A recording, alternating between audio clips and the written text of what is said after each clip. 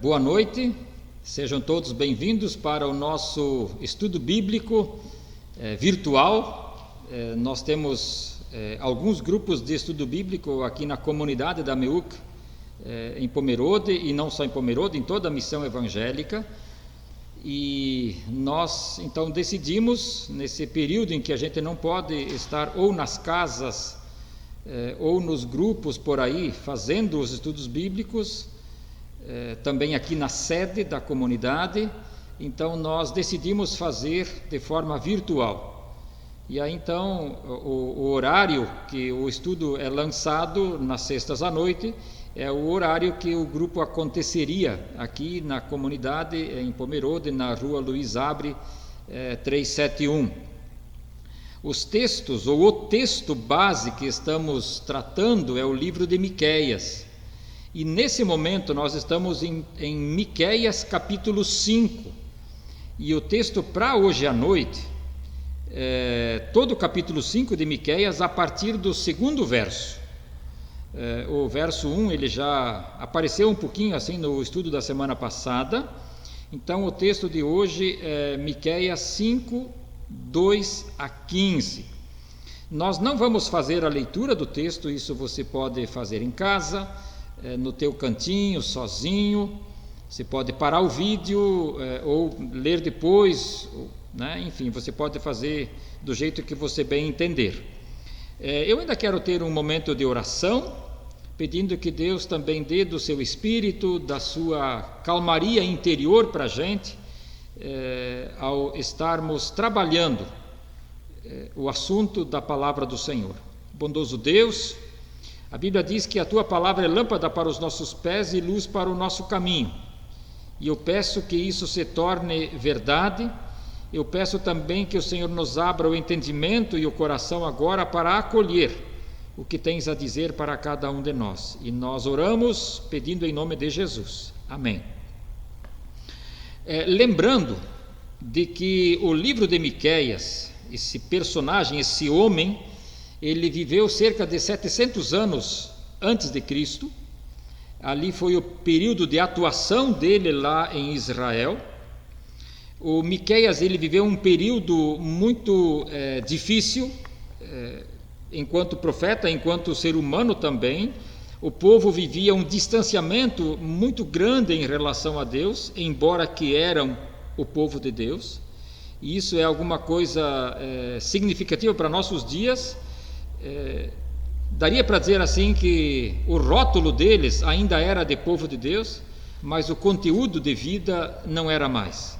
Eles tinham se distanciado de Deus. E a gente lê as histórias paralelas aos profetas nos livros de Samuel, nos livros de Reis, nos livros de Crônicas, tudo no Antigo Testamento. E ali a gente vai descobrir então muitas histórias muito feias, muito ruins, do procedimento daqueles reis, daqueles reinados, e muitas vezes de vários profetas que tiveram também uma vida que se alinhou com os reis, e aí era tudo o que Deus não queria. Nesse tempo, o reino de Israel ele era dividido, eram dois reinos. O reino do norte chamava-se ainda Israel, com a capital Samaria.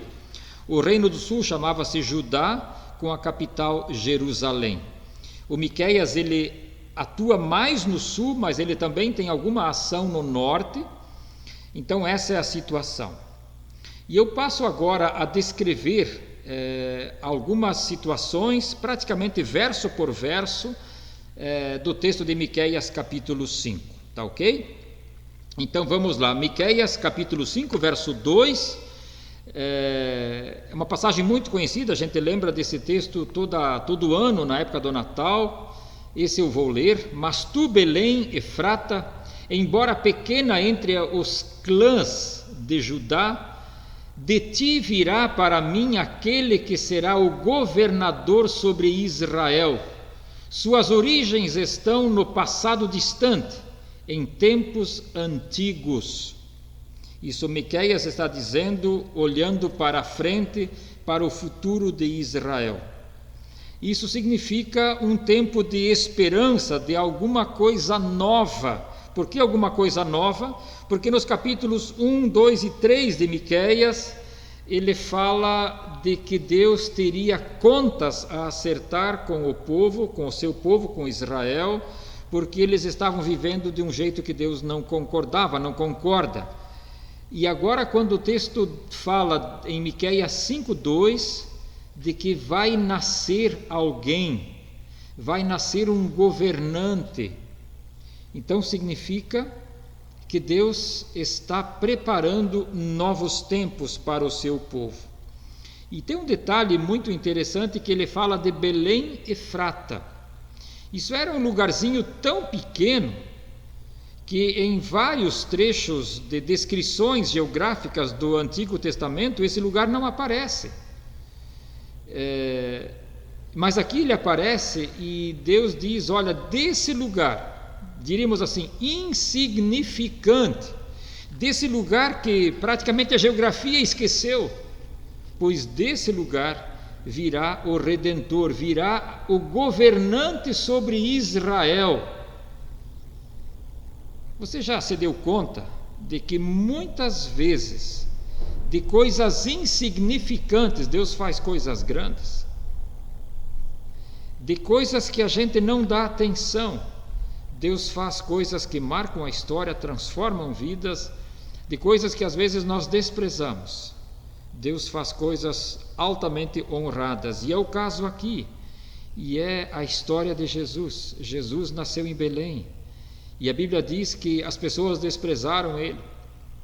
A história da cruz mostra isso, a história do nascimento dele mostra isso, de que ele foi desprezado, mas daquele lugarzinho ali nasceu o Salvador.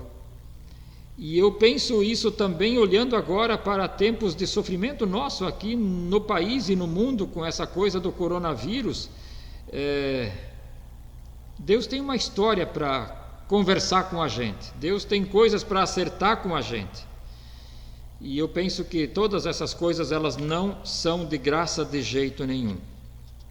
Mas aqui para Israel, o que fica é, para dentro de tempos de sofrimento, Deus, que tem a história do universo nas mãos, Deus vai fazer uma nova história, fazendo nascer alguém que vai dar um novo rumo para Israel e para a humanidade como um todo.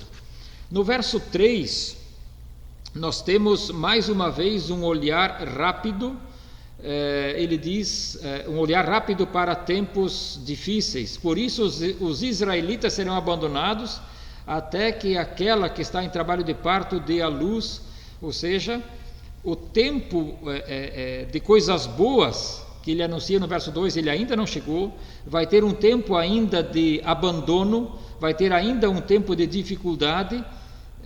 Então, que Israel não pense para os próximos dias, para as próximas semanas, aquele tempo de bonança, mas é um tempo um pouco mais para frente.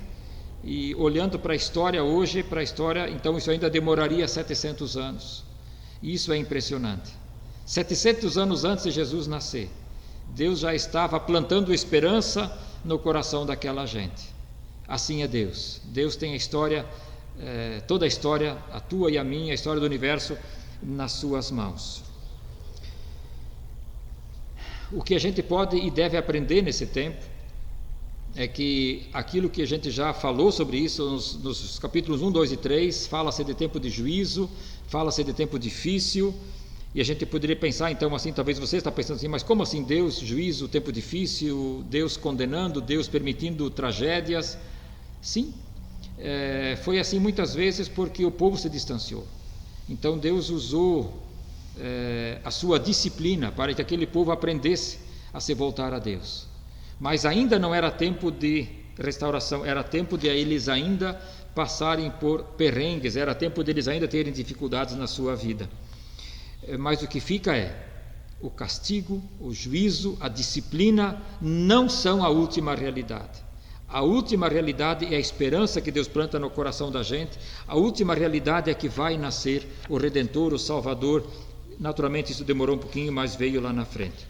Os versos 4 e 5, ele fala de que aquele que vai nascer, ele vai pastorear na força do Senhor. A palavra pastoreio, ela naturalmente tem a ver com o pastor de ovelhas que cuida do seu rebanho, mas aqui não é um simples pastoreio, mas ele vai pastorear. Ele fala de majestade, ele fala em nome do Senhor, ele fala de segurança, ele fala de que será um tempo de paz.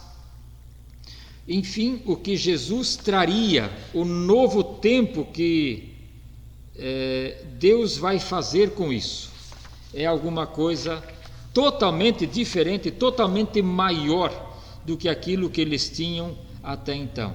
Enfim, Deus vai providenciar libertação para aquele povo.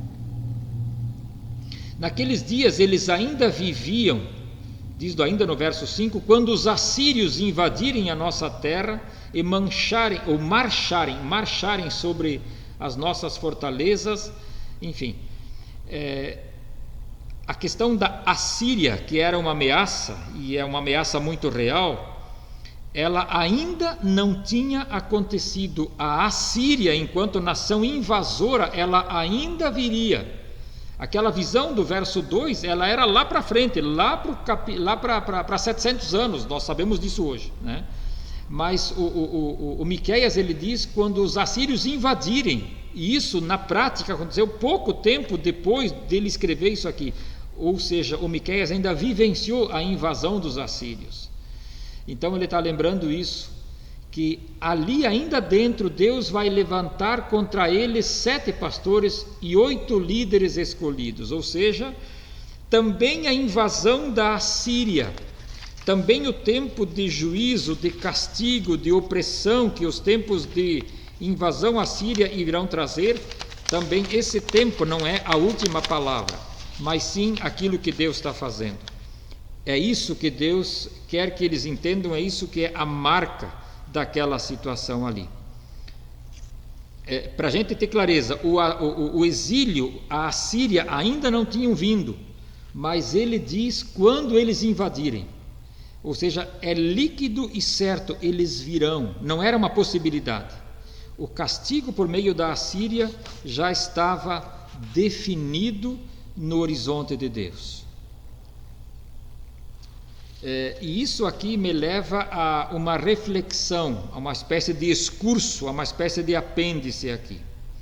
Muitas pessoas, muitos evangélicos que eu conheço pessoalmente, muitos líderes evangélicos, também sacerdotes, pastores e por aí afora, eles se convencem, e aqui não é agora uma briga pessoal, não estou falando mal de alguma instituição, de alguma pessoa, não.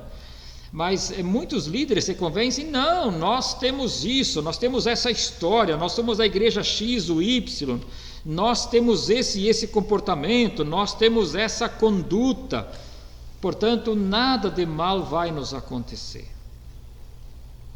Meu amigo, não te garanta muito com algumas coisas que nós humanos podemos produzir. O povo de Israel era o povo de Deus.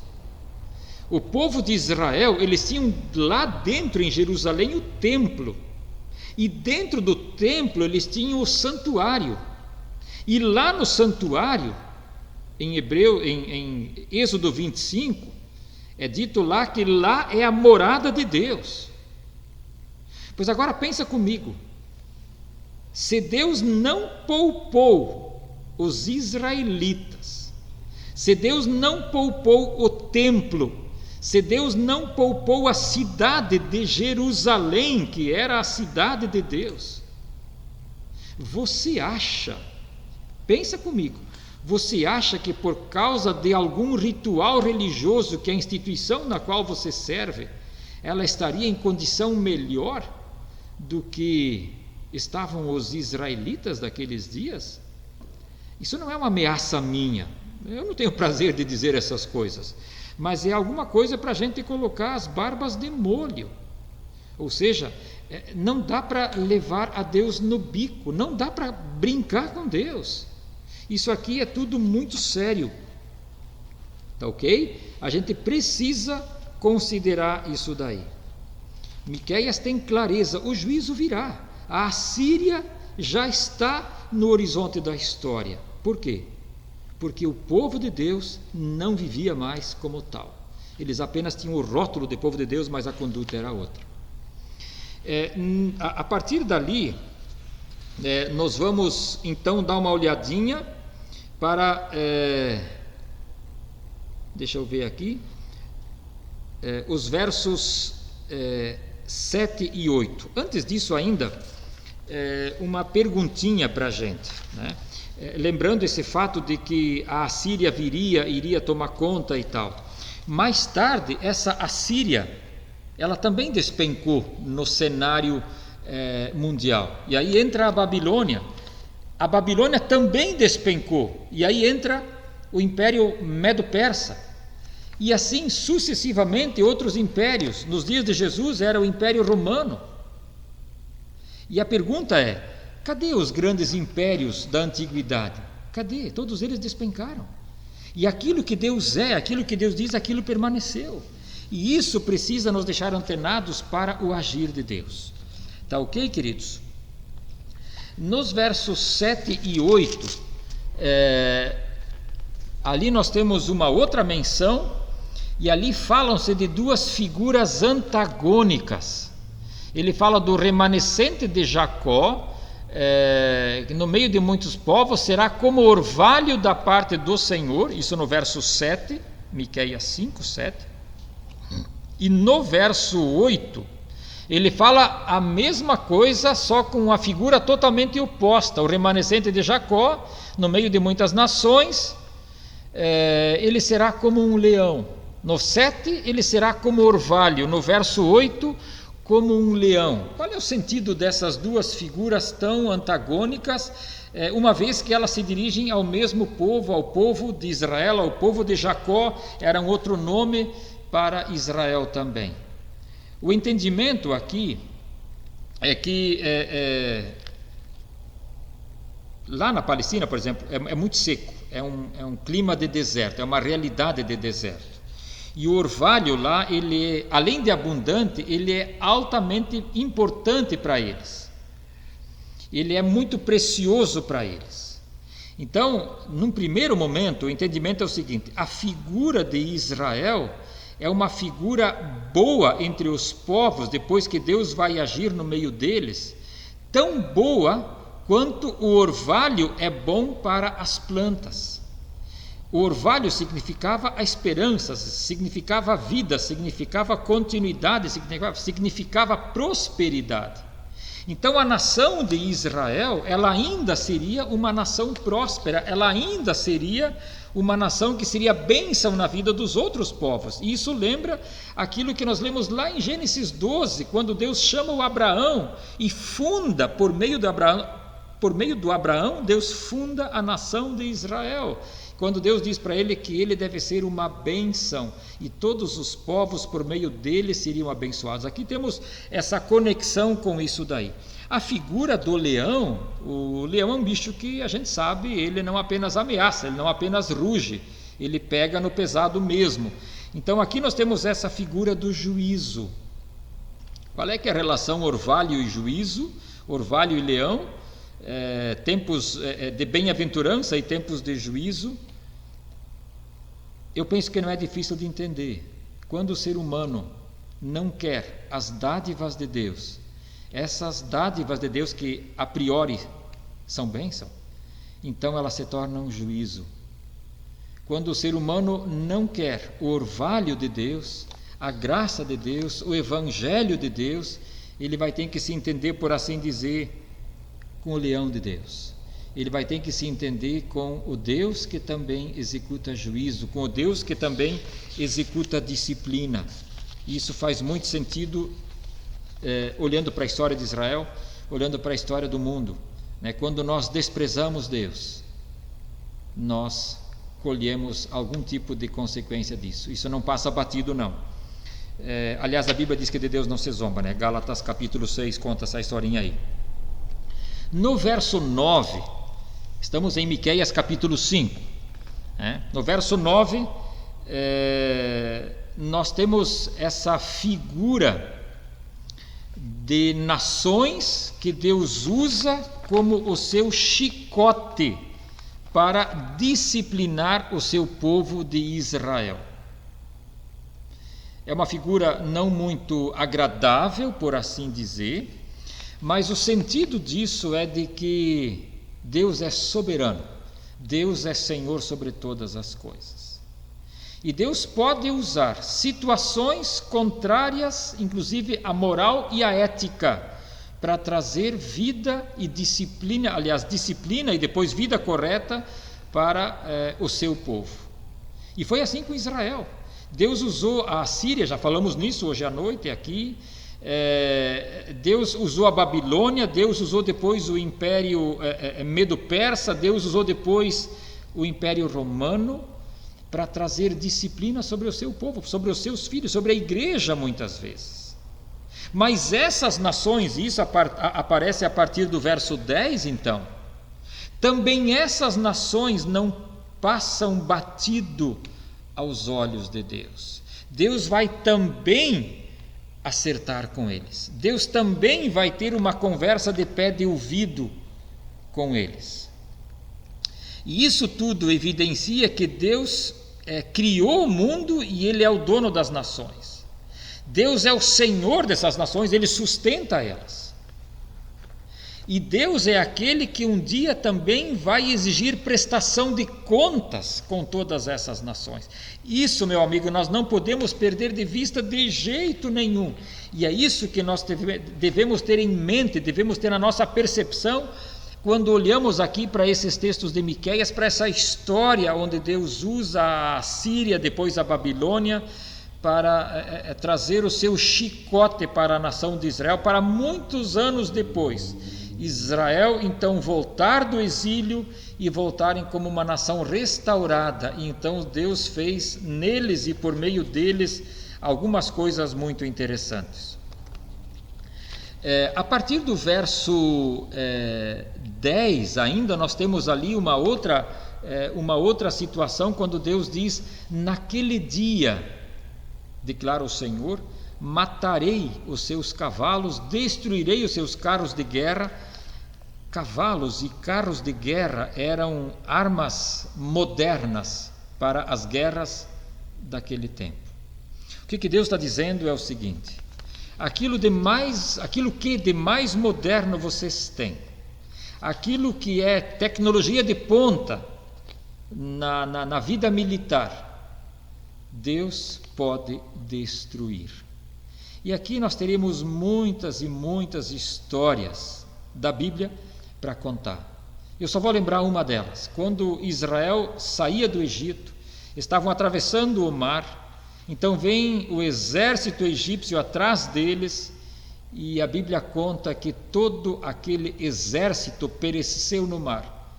Por causa da força militar dos israelitas? Não, eles nem tinham uma força militar. Eles pereceram no mar porque porque Deus lutou contra eles. Deus fez as carruagens deles, as bigas, os carros de guerra deles emperrarem as rodas lá dentro do mar. Deus fez com que eles entrassem em confusão lá dentro. E Deus depois permitiu que a água voltasse e destruísse eles. Mas aqui o assunto é: quais as seguranças nas quais nós acreditamos que elas nos dão algum tipo de garantia? Eu vou usar um exemplo que eu conheço bastante bem. Naturalmente eu não posso e não vou dar detalhes, mas uma comunidade cristã que eu conheço um pouco, ela estabeleceu, foi assunto de reunião, que eles queriam ter a sua conta bancária de uma tal forma estável que eles teriam dinheiro para um ano. O imaginado era mais ou menos assim: eles poderiam não ter entrada nenhuma durante um ano, eles poderiam viver um ano sem que houvessem ofertas, e eles teriam renda, reserva, eles teriam gordura para queimar durante esse um ano. Bom, em termos de projeção, talvez faz um certo sentido. Bom, mas a Bíblia também diz que Deus conhece o coração. Eles iriam aplicar aquele dinheiro e, além disso, também esse dinheiro renderia. Eu não sou profeta da desgraça, eu não sou. Mas, curiosamente, ironicamente, não sei, Deus permitiu que o tesoureiro dessa comunidade tivesse o olho gordo, por assim dizer. E o tesoureiro desviou boa parte daquele dinheiro. Bom, eu não sei como é que aquilo tudo terminou. Não sei quanto foi devolvido ou não foi, não sei. Mas a igreja, ela não pode garantir a sua subsistência com aplicação financeira. Quando a igreja pensa nisso, ela colocou a Deus de lado. A mim, pessoalmente, ao menos, essa história tem esse significado. Porque eles quiseram viver da sua renda, viver da sua provisão, e não mais da provisão de Deus. Talvez não dissessem isso abertamente, mas no seu coração estava plantado, sim senhor, esse fato aí. E Deus se encarregou simplesmente de fazer diferente. Estamos vivendo aí uma humanidade, um mundo ajoelhado diante de um vírus invisível, né? Onde estão as nossas seguranças, as nossas garantias?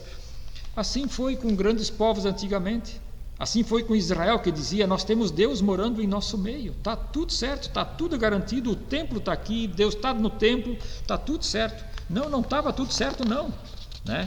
Eles estavam tendo a sua garantia num prédio, no caso dos judeus, porque Deus mora lá dentro deles. E por isso nada daquilo que nós temos rituais, instituição, batismos, práticas, querido, nada disso é garantia. Garantia nós temos no Senhor, nós temos em Jesus. Ele sim que está conosco dia após dia. Ok, indo para os finalmente, então, Miqueias capítulo 5, versos 12 a 14, nós temos ali uma outra situação onde Deus diz: acabarei com a sua feitiçaria, vocês não farão mais adivinhações. Aliás, essa palavra toda aí ligada à feitiçaria, adivinhações, tudo aquilo que envolve amuleto, crendice, cultura popular religiosa ou religião popular, tudo isso Deus condena. Quando Israel, de novo quero mencionar isso, vinha do Egito, em Deuteronômio capítulo 18, a partir do verso 9, isso fica muito claro. Deus diz: quando vocês entrarem na terra da promessa, vocês não devem fazer essas coisas. Isso é biblicamente condenável. Deus não quer essas coisas. Falando Deus não quer essas coisas, é muito comum na nossa cultura germânica, luterana, católica. Eu sei disso porque é a minha cultura. É muito comum, e eu venho desse lar, desse ambiente, que se pratique, por exemplo, benzimento e coisas do gênero. Meu amigo, isso é diabólico, isso não é verdade. Deus abomina, Deus detesta, Deus diz: acabarei com a sua feitiçaria. Deus não quer essas coisas. Eu falo disso com autoridade porque meu avô era benzedor, e eu sei a desgraça que ele trouxe para dentro da família fazendo isso daí. Então isso não é simplesmente uma coisinha qualquer que a gente vai atrás e alguém faz. Não, ali tem pactos. Tens dúvida? Fale comigo, me procure no particular aí. Você tem como descobrir aí o nosso contato e tal. Venha, e nós teremos uma boa conversa onde nós podemos ir mais a fundo nessa questão, tá bom? E o último verso, o verso 15, Deus diz ainda: com ira e indignação me vingarei. Uau, Deus se vinga, palavra dura, né?